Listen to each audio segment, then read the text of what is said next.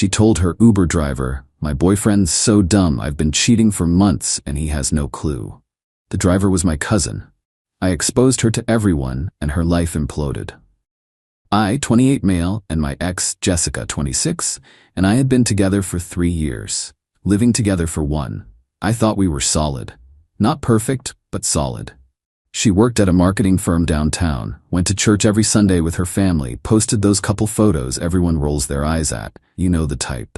The call came on a Tuesday, 7:43 p.m. I was making dinner when my cousin David hit me up. He drives Uber part-time, needs the extra cash for his kid. He sometimes works the downtown business district rush, hoping for airport fares. "Yo bro, you sitting down?" "Why? Just, are you?" I wasn't. "What's going on?" "I think I just had your girl in my car." My stomach did this weird flip thing. "Jessica, she said her car was at her mom's." "Yeah, well, she didn't recognize me. Had my mask on, hat pulled low. I knew it was her name on the app, so I just kept my mouth shut, but I recognized her voice immediately. She was on the phone the whole ride, loud." I turned off the stove. "And?" "Man, she was bragging about cheating on you, like laughing about it. Said you were too dumb to notice, said she's been doing it for months." The kitchen got real quiet. Just the hum of the refrigerator. "You sure?" I hit record on my phone's voice memo app halfway through. It's not perfect, but you can hear it clear as day. She was going on and on, talking about some dude named Richard from her gym. How you think she's at book club on Thursdays, but she's really at his place. How she deletes messages but you never check anyway. She called you. Man, she called you pathetic. I asked him to send the recording, sat at the kitchen table, and listened to my girlfriend of 3 years trash me to whoever was on the other end of that call. Her voice was different, meaner. Like she was talking about some random loser, not the guy who held her hair back when she got food poisoning last month. "He bought me this necklace for our anniversary, spent like $800 on it. Meanwhile, Richard got me the same one for like $200 online. I wear Richard's and tell him it's the one he bought me. He's so clueless, it's actually sad." I touched the pasta I'd been making, her favorite. Extra garlic, just how she liked it. The recording went on for 12 minutes. She covered a lot of ground. How boring I was in bed. How Richard was built different. How she was waiting for my lease renewal bonus from work before leaving me. That one stung different. We talked about using that money for a vacation. Apparently, she had other plans. David stayed on the phone while I processed. Good dude. Kept saying he was sorry, that he debated telling me, but we both knew he did the right thing. Jessica walked in around 9, kissed me on the cheek like normal. Smelled like her usual perfume mixed with something else, cologne maybe. Book club ran late. Barbara wouldn't shut up about her divorce. I almost laughed. Almost. "How was it?" "Boring, you know how she gets. Made pasta?" "Yeah, your favorite." She smiled, sat down across from me, started talking about her day like we were a normal couple. Like she hadn't just spent the last hour at Richard's apartment. Like she hadn't called me pathetic to a stranger 2 hours ago. I let her talk. Watched her face. Tried to see the person I fell in love with. Couldn't find her. That night, she fell asleep next to me like nothing was wrong. I stayed up staring at the ceiling, planning. See, the thing about Jessica is she lived her whole life on social media. But she was sloppy. I remembered setting up her laptop a year ago. She'd laughed about how she always used a variation of her dog's name and her birthday for everything, because she was so uncreative. It was a long shot. But the rage was fueling me. Her birthday backwards and the dog's name. It worked. Instagram. The messages with Richard were right there. Didn't even have to scroll. Dick pics, her pics, messages about what they wanted to do to each other. Screenshots of them making fun of me. One where she sent him a photo of me sleeping on the couch, with the caption, "Look at this loser." I screenshotted everything, every message, every photo she sent him, every time she called me an idiot, every time she said she loved him. The church thing was what really got me. She'd drag me there every Sunday, made a big show of being this perfect Christian girl. Posted Bible verses on Facebook, had her pastor on Facebook too. Pastor Thomas, nice old guy who always shook my hand and said we made a beautiful couple. Her boss was on her LinkedIn. Susan Martinez, strict lady who Jessica always complained had it out for her. A quick search showed Susan was also on Facebook. Small world, I didn't sleep. By 6 a.m. I had everything organized. Screenshots, the audio file, timestamps showing when she was supposed to be at work but was at Richard's. When she called in sick but posted gym selfies an hour later. The plan formed itself. First, I waited until she left for work Wednesday morning, kissed me goodbye like normal, said she loved me. I said it back, muscle memory.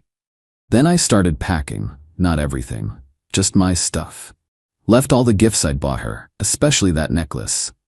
At 10 a.m., I knew she'd be in her weekly team meeting, phone on silent, perfect timing. I started with the family WhatsApp group, the one with 37 members including her 82-year-old grandmother. Hi everyone. This is difficult to share, but I believe you should know the truth about Jessica.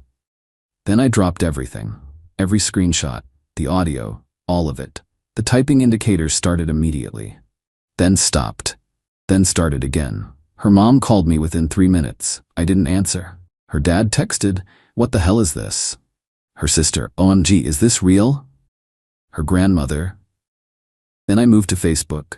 Tagged her boss Susan in a post. Professional but clear. "Susan, I apologize for bringing personal matters to your attention. But I thought you should be aware that Jessica has been using sick days to meet with her affair partner." Attached are screenshots showing her posting from locations when she claimed to be ill. I have no interest in her professional consequences, but I believe in honesty. Posted screenshots of her sick day gym selfies. The timestamps were damning. Pastor Thomas was last. I didn't post publicly, just sent him a private message. "Pastor Thomas, I struggle with bringing this to you, but Jessica has been living a double life. While preaching about sanctity and faithfulness, she's been having an affair for months. I'm attaching evidence not out of spite, but because I believe she needs spiritual guidance. I won't be attending services anymore, but I wish your congregation well." By 10:47 a.m., my phone was exploding. Jessica called 18 times, texted dozens more. "What did you do?" "My mom is freaking out. Delete everything now." "This is illegal. I'm calling the police. Please answer. I can explain. You're ruining my life." I was already at David's place by then. He'd taken the day off. We sat on his porch drinking beer way too early, watching my phone light up. "You good?" he asked. "No, but I will be." Jessica's sister called David around noon. He put it on speaker. "Is he with you?" Jessica's locked herself in the bathroom at work. She got called into HR. Mom won't stop crying. Grandma had to take her heart medication. What the hell happened? David looked at me. I shrugged. "Jessica happened," he said. "Ask her about Richard." The line went quiet. Then, "Who's Richard?" Update 1. It's been a few days since everything went down. Figured I owed you all an update since my phone won't stop buzzing. First, the legal threats were empty. Jessica's empty threats about calling the cops went nowhere. Guess it's hard to press charges when the evidence is you bragging about being a terrible person. Her dad called me Thursday night, trying to do damage control. "Son, what you did was extreme. Your daughter said I was too dumb to notice her cheating. Was I supposed to be smart about the breakup? She's been suspended from her job, pending an investigation." That was news. Apparently, Susan the boss was already documenting Jessica's inconsistent attendance. My Facebook post was just the catalyst for an official investigation. Jessica had called in sick 17 times in the past 3 months. 17. I only knew about 5. That's not my fault. Her grandmother won't speak to her. Okay. The pastor wants to meet with her. She won't answer his calls. I almost felt bad about that one. Almost. Then I remembered the audio of her laughing about how stupid I was. Jessica showed up at David's place Thursday afternoon. Mascara everywhere. Still in her work clothes. "How could you do this to me?" I stayed on the porch. David stood behind me like security. "How could I? Really? You destroyed my life over a mistake." "A mistake? You called me pathetic. You've been cheating for months. You were planning to steal my bonus and leave." Her face did this thing. Like she forgot I knew about that part. "I wasn't. That was just talk. I love you. You wore his necklace and told me it was mine." She touched her neck. "Wasn't wearing any necklace now. I can explain." "To who? Your family? Your boss? God?" That last one hit different. She started ugly crying. The kind where snot gets involved. "Richard won't even answer my calls. Says I'm too much drama. You ruined everything." I laughed. "Couldn't help it. I ruined everything. That's amazing. Truly, I made one mistake. One, Jessica, I have screenshots of you sending him nudes while I was in the shower. While I was in the next room, you called in sick to work to hook up with him. You lied to everyone, your family, your church, me, for months. You had no right to tell everyone. David finally spoke up. Girl, you had no right to cheat. Actions meet consequences. Now get off my property before I call the cops. She looked between us, looked like she wanted to say more, then just turned and left. Drove off in the car I'd helped her pay off last year. Friday morning, her sister DM'd me on Instagram. Yeah, the same one who called David. He blocked her. Richard blocked her on everything, said she was crazy and he didn't know she had a boyfriend. She's a mess. I didn't even reply. Jessica's mom has called 43 times, left voicemails ranging from please forgive her to you've ruined our family to she's staying with us now to please just talk to her. Was it worth it? I'm sleeping on my cousin's couch. My relationship of 3 years is over. I've got most of her family blowing up my phone. My own mom thinks I went too far. Half my friends say I'm a legend, the other half say I'm an asshole. But I sleep pretty good, knowing I'm not the one who destroyed a relationship for some gym bro named Richard, who won't even claim her now. Update 2. Been a week now. Lots happened. Buckle up. First, Jessica's family is divided, like choosing sides at Thanksgiving divided. Her younger cousins think what I did was justified. Quote from one, play stupid games, win stupid prizes. Her older relatives think I'm Satan himself. Her Aunt Susan called me at 2 a.m. Saturday to say I was going to hell. I asked if Jessica would be there too. She hung up. Her grandmother, though, that woman's savage, posted on Facebook, the truth will set you free, but first it will piss you off. Praying for my granddaughter to find her way back to Christ. Jessica commented, begging her to take it down. Grandma replied with a Bible verse about adultery. Public. For everyone to see. Cold-blooded. Monday I had to deal with the apartment situation. Jessica's name wasn't on the lease, just mine. But she'd been living there. Getting mail there. In my state, that makes her a tenant. Can't just change the locks. Had to give her formal notice. 30 days. Went over there with David to post the notice and grab more of my stuff. Place was a mess. Not trashed, just chaotic. Like she'd packed in a hurry and a rage. A few of our framed photos were face down on the counter. She'd left all our anniversary stuff out, including the champagne.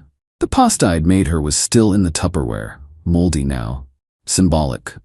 Found a note on the bed. I hope you're happy. I wasn't. Still aren't. But I'm something. Tuesday night, her dad was waiting for me outside David's house. Not shouting, just standing there. Security didn't need to get involved this time. He just wanted to talk. She's my daughter. I have to defend her. But he looked tired. Real tired. I raised her better than this. Her mother and I are discussing therapy. Family therapy. Good for you. She was officially fired today. Blacklisted at other firms. Susan apparently has connections. I didn't know that part. I didn't mean for... Yes, you did. You knew what would happen when you sent those screenshots to her boss. Own it. He was right. I did know. She betrayed me, publicly humiliated me, was planning to rob me, and you nuked her entire life in response. Yeah, I did, he nodded, left without another word.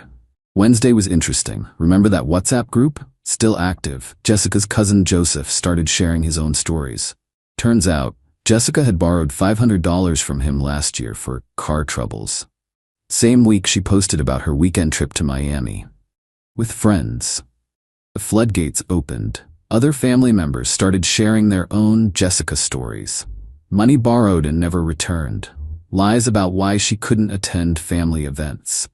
That time she brought Richard to her nephew's birthday party and introduced him as a friend from work. Her mom finally removed her from the group. Then Sunday happened. The church thing escalated. Pastor Thomas, bless his heart, tried to handle things quietly.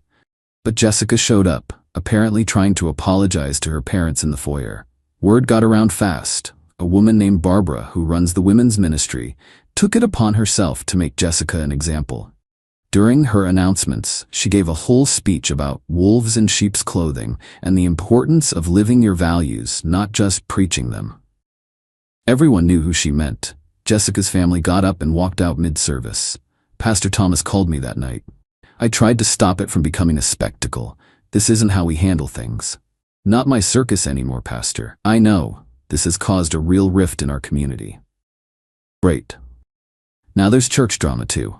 Friday afternoon, Jessica texted from a new number, blocked her old one. Can we talk, please? Just 5 minutes. I shouldn't have responded, but I did. Fine, public place. We met at a Starbucks. She looked rough, hair unwashed, no makeup, wearing sweats. This was the girl who wouldn't check the mail without mascara. I'm sorry. Okay, I mean it. I was horrible. I said awful things. I threw away something good for something stupid. Why? She played with her coffee cup. I don't know. Richard made me feel dangerous, exciting. You were safe, stable. I got bored. So you decided to cheat instead of, I don't know, talking to me? I was stupid. You were cruel. I know. I hear that recording and I hate myself. That's not who I am.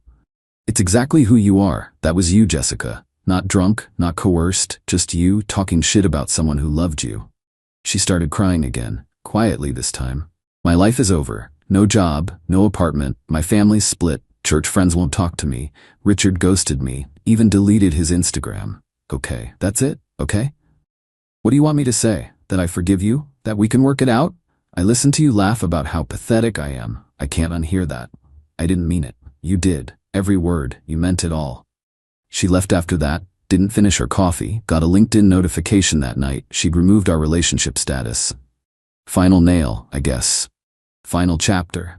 It's been a month. Last update promise. The apartment's mine again. Jessica cleared out 2 days before the deadline. Took only her stuff, left mine, even cleaned. Found another note. I'm sorry for everything. I've been going to therapy, not because of guilt, but because trust issues are real after something like this. Dr. Kim says I handled things decisively but destructively. Fair enough. Jessica's working at a coffee shop now. Her cousin Joseph told me, says she's living with her parents, driving her mom's old car. No more Instagram influencer life, no more Richard. He apparently moved on to another gym girl within a week. Her family's still fractured. Thanksgiving is apparently already a topic of dread. Jessica sat alone at the last family dinner, Joseph said. Her grandmother still won't speak to her directly, but prays for her wayward soul every Sunday. Loudly. In front of everyone. The church rift got worse.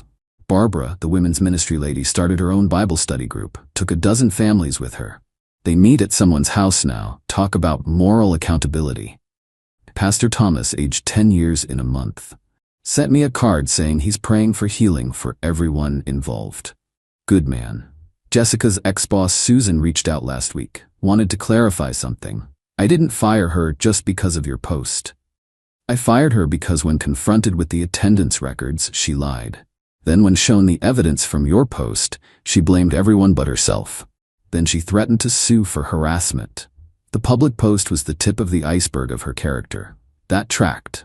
David is still the MVP, helped me repaint the apartment, got rid of that couple's gray Jessica picked, went with blue, looks good, fresh, met someone at therapy, not in my group, different time slot, we grabbed coffee, then dinner, taking it slow. Her name's Sarah, doesn't have Instagram, refreshing.